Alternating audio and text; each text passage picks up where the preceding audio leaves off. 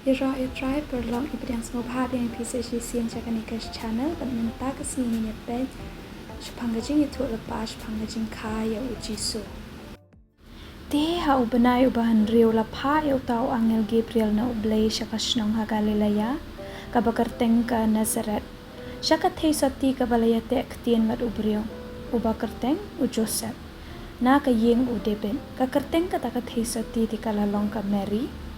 Uta u angel ti haba ulalit siya po siya ka ulaong kublay.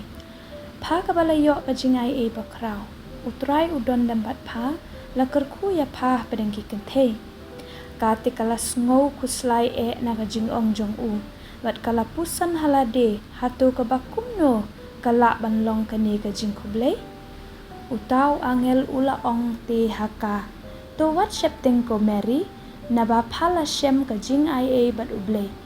Tihak mi pan sapun kun halaka kupo, bat pan kaya ukun, bat pan kot ya kakerteng jong u ujisu.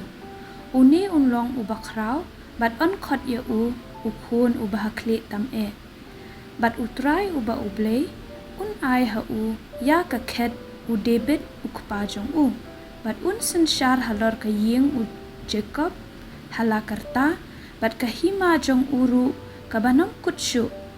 Te ka Mary kalaong ha utaw angel. Kumno kani kan long. Habang ngampat itu ya ubriw. Utaw angel te udaya tu ulaong haka. Umensim bakuit unwan hapa bat kabor ubahakli tam e kan ka halor jong pa. Namar kataru ya ita ibakuit ya iba an ka on kot ukun ublay. Hak mi iru ka Elizabeth ka kurjong pa. Karu kalapun kun senrang, haka jinglong temen jongka, bat uni ulong ubenay ubahan riu yaka, yaka balaju kot kabalengki.